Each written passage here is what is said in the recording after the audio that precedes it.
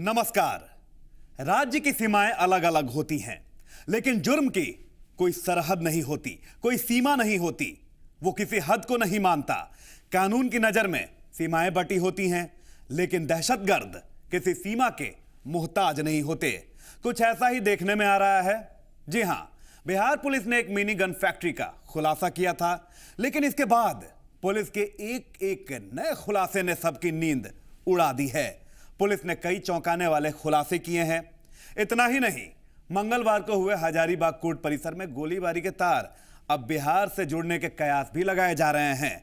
झारखंड की पुलिस पूछताछ करने बिहार जाने वाली है। तो चलिए इन्हीं सब के साथ शुरू करते हैं पुरवैया क्राइम स्पेशल।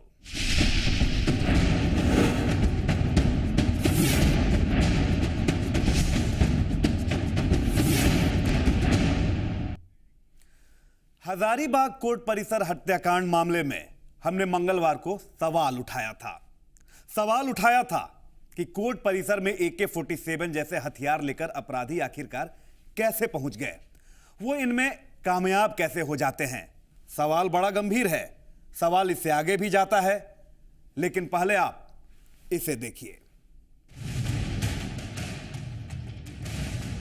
चंद गोलियां और जिंदगी खाक। ये आगाज है एक गैंगवार का। ये कोई पहली बार नहीं हुआ है, लेकिन ये कोई आखिरी बार भी नहीं है। सिलसिला चलता रहेगा, खून बहता रहेगा, ऐसा हम नहीं कह रहे हैं, बल्कि ये हालात बयां कर रहे हैं। हाल ये है कि कोर्ट परिसर में अपराधी AK-47 लेकर पहुंच जाते हैं। झारखंड एक नक्सल प्रभावित राज्य है।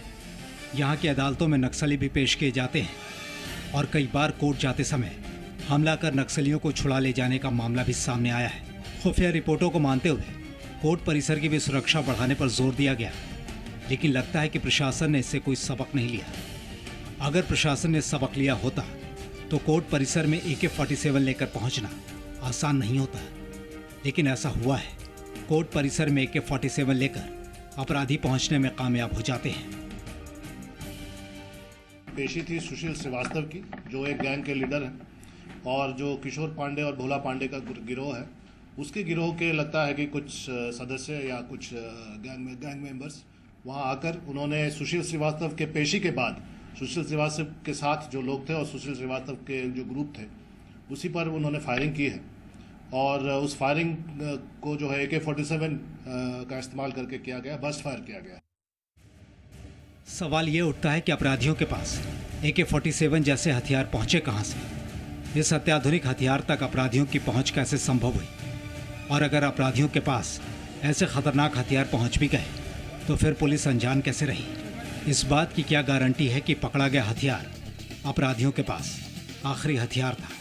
हाँ, नक्सलियों के पास AK-47 होने की खबर मिलती रहती है। तो क्या इसका ये मतलब समझा जाए कि झारखंड में पनप रहे गैंगों का संबंध नक्सलियों के साथ है?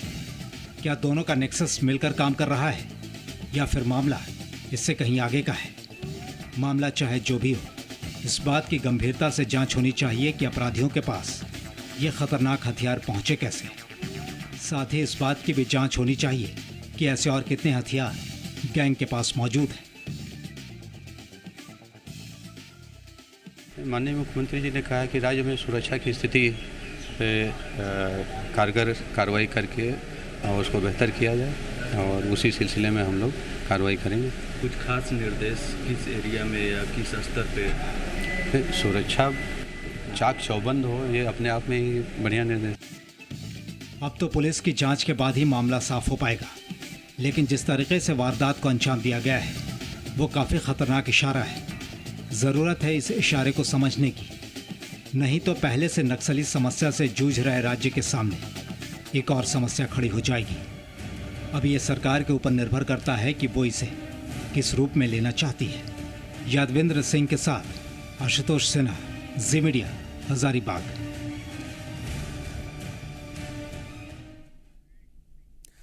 तो ये था वो सवाल जिसका जवाब अभी तक नहीं मिला है, लेकिन इधर पटना पुलिस को एक बड़ी सफलता मिल गई है और पुलिस की सफलता इस गोलीबारी की ओर भी इशारा करती है। पटना पुलिस की जांच में एक नया खुलासा हुआ है। इस खुलासे के अनुसार बिहार से AK-47 राइफल झारखंड ले जाकर बेचा गया था। तो फिर सवाल उठता है, क्या हजारीबाग गोलीबारी का बिहार से कोई कनेक्शन है? आपको बता दें कि झारखंड पुलिस इस मामले की जांच करने अब बिहार आ रही है।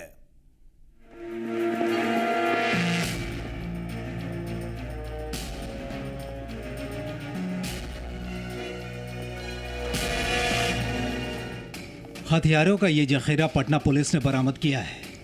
ये पुलिस की सफलता की कहानी को बयां कर रहा है। पुलिस की ये सफलता एक नए साजिश की ओर भी इशारा कर रही है। पुलिस ने हथियार बनाने की एक फैक्ट्री का खुलासा किया। इस खुलासे से मिले सबूतों ने पुलिस की नींद उड़ा दी। पुलिस की जांच में कई चौंकाने वाले खुलासे हुए। इन खुलासों की धमक झारखंड की दहलीज तक जाती है। पुलिस ने खुलासा किया है कि AK-47 को झारखंड ले जाकर बेचा भी गया है। हथियार बेचने का ये काम उग्रवादी संगठन PLFI के जरिए किया गया था।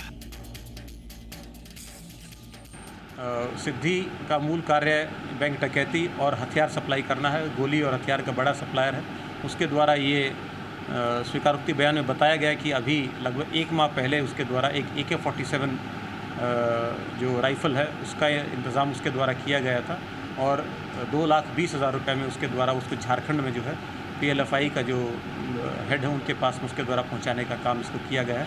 इसके अतिरिक्त जो भी हथियार जो बनाए जाते हैं उन सारे हथियारों के जो जैसे बैरल हैं या परफॉर्मा रहता है उनका या ट्रिगर रहते हैं, इन सभी को ये यहाँ से बनवा के उनको लेके जाते हैं विभिन्न स्थानों पर।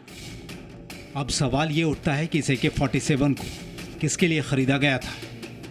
तो क्या हजारीबाग कोर्ट परिसर में हुए गोलीकांड में इसी हथियार का इस्तेमाल किया गया?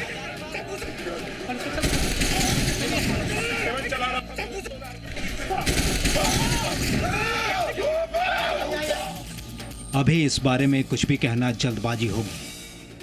फिलहाल पुलिस की जांच जारी है और पुलिस झारखंड पुलिस के साथ भी तालमेल में है। देखना है कि इस जांच में क्या निकलकर सामने आता है, लेकिन इतना तो तय है कि कुछ खतरनाक हो रहा है। मित्र है सूरज महतो, वो भी इस कार्य का पूरा एक्सपर्ट है और जिस समय पुलिस की टीम के द्वारा वहाँ पर रेड किया गया तो हम लोगों ने देखा था वहाँ पे स्वयं जो है कि उसके द्वारा ही वहाँ पे चढ़ा के और बैरल तैयार किया जा रहा था और जो बैरल जो है उसने हम लोग के सामने तैयार करके भी दिखाया। उसको भली बात इनकी जानकारी है और सुभाष जो फिलहाल फरार है। आशा है कि जल्द उसकी गिरफ्तारी हो। संरक्षण के बारे में अभी तक जानकारी हम लोग को नहीं मिली है। मूलतः जैसे मैंने बताया सभी पूर्व के अपराधी हैं। जेल में रहते हुए इन सभी की जो एक दूसरे से पहचान हुई है और जो दिनेश गोप और गणेश शंकर जो दोनों मूल सरगना है PLFI के, उनसे ये लोग जुड़े हुए हैं। गणेश शंकर इनका अपना भाई है, तो उसके माध्यम से ये जो आपराधिक गतिविधियां हैं उनको एक आइडियोलॉजी का या एक संगठन का रूप देके उसको इस तरीके से संगठित अपराध का रूप देना चाहते हैं, जिससे कि यहाँ पे बड़ी मात्रा में रंगदारी, दहशत फैलाकर रंगदारी वसूल। उग्रवादी संगठन के लोगों को ट्रेनिंग देने के लिए झारखंड के इलाकों में ले जाया जाता है। इतना ही नहीं, आप ये जानकर हैरान रह जाएंगे कि उग्रवादी संगठन PLFI का फाइनेंसर मसौढ़ी का रहने वाला शख्स है। वही PLFI के मुखिया दिनेश गोप के अकाउंट में पैसे भेजता है। इन पैसों का इस्तेमाल हथियारों की खरीद फरोख्त में भी किया जाता है। उनकी निशानदेही पर पुलिस के द्वारा मसौढ़ी थाना अंतर्गत छापेमारी की गई, जहां से एक व्यक्ति संतोष कुमार को गिरफ्तार किया गया। संतोष कुमार मूल रूप से PLFI का फाइनेंसर है। उसके पास में दिनेश गोप और गणेश शंकर के पास से उसके अकाउंट में पैसा डाला जाता है, जहां से वो पैसा लाके जिन जिन स्थानों पर बम बनाने के लिए या गोली के लिए या अन्य कामों के लिए रिक्रूटमेंट के लिए जो पैसा दिया जाता है उसके माध्यम से दिया जाता है। फिलहाल पुलिस की टीम कई जगहों पर छापेमारी कर रही है। उसके हाथ कई अहम सुराग लगे हैं। अगर इन सुरागों पर यकीन किया जाए तो भारी तबाही का सामान और प्लान पूरा तैयार था। इंतजार था तो केवल वक्त का, लेकिन उससे पहले ही पुलिस ने इरादों पर पानी फेर दिया। अमित कुमार, जी मीडिया, पटना।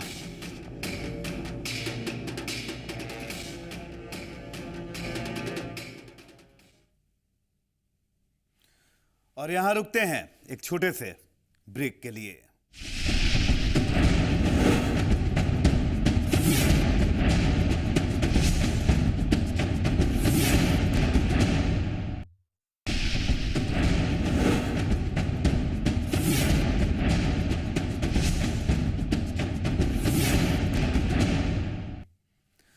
ब्रेक के बाद पुरवैया क्राइम स्पेशल में स्वागत है आपका।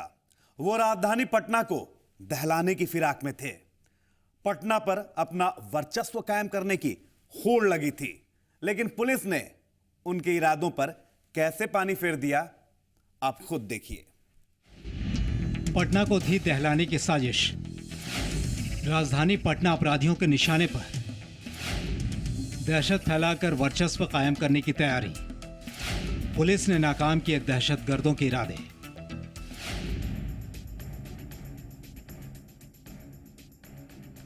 उनके इरादे बड़े खतरनाक थे। राजधानी पटना को दहलाने की साजिश रची गई थी। अपराधियों के निशाने पर आगामी विधानसभा चुनाव भी था। उनकी तैयारी मुकम्मल चल रही थी, लेकिन दूसरी तरफ पुलिस की कार्रवाई भी सही वक्त पर हुई और दहशतगर्दों के इरादे धरे के धरे रह गए। पुलिस ने उनके इरादों को वक्त रहते ही नेस्तनाबूद कर दिया। आप अपने टेलीविजन स्क्रीन पर पुलिस के पीछे जिन लोगों को देख रहे हैं, ये तमाम लोग उग्रवादी संगठन पीएलएफआई के सक्रिय सदस्य हैं। इन लोगों की गिरफ्तारी पुलिस के लिए एक बड़ी सफलता मानी जा रही है। गिरफ्तार लोगों के पास से पुलिस ने 2 देसी कट्टे के साथ 12 जिंदा कारतूस बरामद किया है। इतना ही नहीं, इन अपराधियों के पास से पुलिस ने दर्जनों अर्धनिर्मित हथियार भी बरामद किया है। बरामद हथियारों का जखीरा बहुत कुछ बयां करता है। ये हथियार राजधानी पटना को दहलाने के लिए इस्तेमाल किए जाने थे। कदमतल में छापेमारी की गई, जहाँ से सुभाष महतो की एक फैक्ट्री है, जहाँ पे दोने का जो बनाने का काम किया जाता है। वहाँ पे छुप के एक लेथ मशीन लगा के बड़ी मात्रा में हथियार मैन्युफैक्चर करने का काम किया जा रहा था। चुहुआ के जो अवधेश के द्वारा ये बताया गया था कि उनके द्वारा कुल 100 हथियार बनाने का जो कॉन्ट्रैक्ट है वो सुभाष महतो को दिया गया है। सुभाष महतो मूल रूप से सकसोरा थाना का रहने वाला और काफ़ी समय से बाईपास थाना अंतर्गत रह के पटना साहिब स्टेशन के पास में इन जो दोने की फैक्ट्री है उसकी आड़ में इन हथियारों का निर्माण कर रहा था। वहाँ से छापेमारी में पुलिस को ये जानकारी हुई कि सुभाष महतो जो है वो वहाँ से फरार हो गया और उसका बेटा सूरज महतो को मौके से गिरफ्तार किया गया। गिरफ्तार लोग उग्रवादी संगठन पीएलएफआई के सदस्य बताए जाते हैं। पीएलएफआई झारखंड के कुछ जिलों में सक्रिय एक उग्रवादी संगठन है। राज्य सरकार ने इस उग्रवादी संगठन पर प्रतिबंध लगा रखा है। अब आप ये जानकर चौंक जाएंगे कि इस उग्रवादी संगठन ने अपने पैर झारखंड के बाहर भी जमाने की कोशिश शुरू कर दी है। पटना के एसएसपी जितेंद्र राणा ने बताया कि पटना के 15 युवकों को झारखंड में ले जाकर ट्रेनिंग दी गई है। पीएलएफआई ने झारखंड के सिमडेगा में बाकायदा अपना ट्रेनिंग सेंटर बना रखा है। ये संगठन अब पटना में दहशत फैलाकर लोगों से रंगदारी वसूलने की फिराक में था, लेकिन पुलिस ने इसके इरादों को अमल में आने से पहले ही मिटा दिया। इरादा झारखंड की सीमा से बाहर निकलकर बिहार तक अपना दायरा फैलाने का था।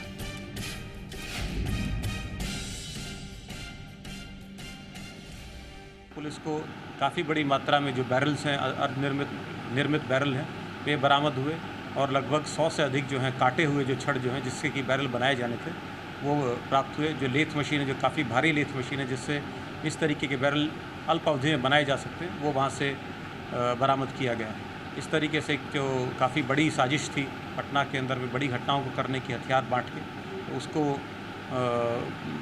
पुलिस में उसके गिरफ्तारी में सफलता प्राप्त हुई। अभी चुनाव से संबंधित इसमें कोई तथ्य सामने नहीं आया है, परंतु निश्चित रूप से जो अभी तक पूछताछ हुई है, चौंकाने वाले तथ्य सामने आए हैं कि उसमें बड़ी मात्रा में जो 100 हथियार का इनके द्वारा यहाँ पे सप्लाई जो ऑर्डर दिया गया था 100 हथियार बनाने का, तो निश्चित रूप से विध्वंसक घटनाओं में इनके द्वारा उसका जो है यूज़ किया जाना था इनके द्वारा, और इनके द्वारा कुछ जो है बारूद ला के बॉम्ब्स जो पुनः मैन्युफैक्चर करने की भी इनके द्वारा इस तरीके की कोशिश की जा रही थी। जो ये अवधेश उर्फ चुहुआ ने ऑर्डर दिया था।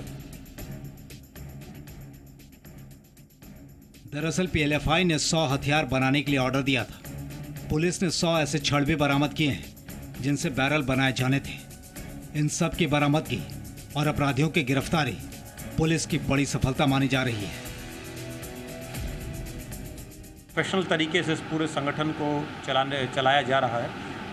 काफ़ी इसके जो फैलाव का इनके द्वारा प्रयास किया जा रहा है, परंतु जो पटना पुलिस और एसटीएफ के द्वारा जो ये जॉइंट कार्रवाई की गई है, इसमें इनके जो सभी मुख्य जो व्यक्ति हैं उन सभी की गिरफ्तारी पूर्व में और अभी मिलाकर हुई है। इसके अतिरिक्त में कुछ लोग जो नीचे से इसके साथ में जुड़े हुए हैं, जिसमें कुछ सफ़ेद पोश भी हो सकते हैं, उनके बारे में कुछ जानकारियां हैं, उनको हम लोग एविडेंस जुटा रहे हैं, उनके विरुद्ध भी कड़ी कार्रवाई की जाएगी। पुलिस अभी मामले की जांच कर रही है। अभी कई और चौंकाने वाली जानकारी सामने आने की उम्मीद है, लेकिन इस खुलासे ने दोनों राज्यों की खुफिया एजेंसियों की नींद जरूर उड़ा दी होगी। अमित कुमार, जी मीडिया, पटना। पुलिस की इस कामयाबी के पीछे क्या राज है, दिखाएंगे ये भी, लेकिन एक छोटे से ब्रेक के बाद।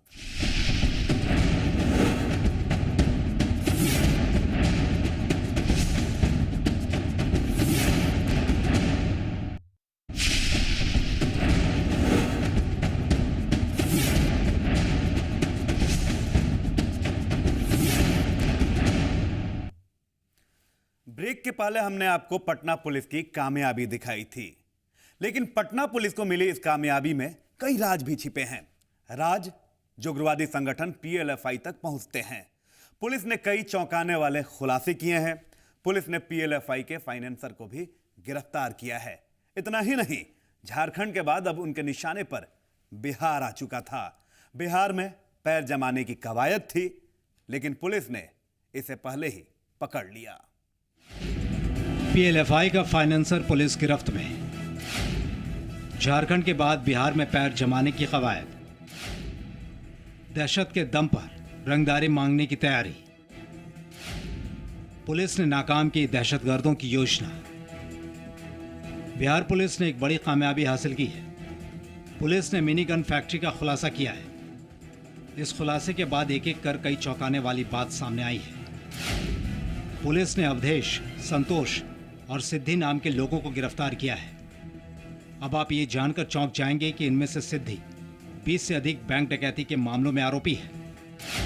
इतना ही नहीं, पुलिस ने यह भी खुलासा किया है कि यह शख्स 8 साल से अधिक का समय जेल में गुजार चुका है, लेकिन फिर भी सिद्धि सरकारी नौकरी में था।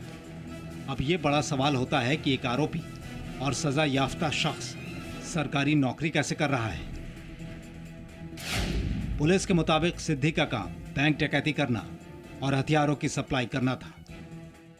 पर एक अन्य व्यक्ति सिद्धि को गिरफ्तार किया गया है अगमकुआं थाना क्षेत्र से। सिद्धि वर्तमान में धनवा क्षेत्र में एक सरकारी टीचर का कार्य कर रहा है, परंतु जब उससे पूछताछ हुई, उसका पूरा इतिहास खंगाला गया तो उसमें जानकारी हुई कि वो 20 से अधिक बैंक डकैती में का अपराधी है और उसके द्वारा न सिर्फ बिहार में परंतु छत्तीसगढ़ और उड़ीसा, झारखंड, अन्य मध्य प्रदेश में भी काफ़ी सारी बैंक डकैतियों में वो रहा है और उसके साथ ही लगभग 8 साल से अधिक जेल में रहा है।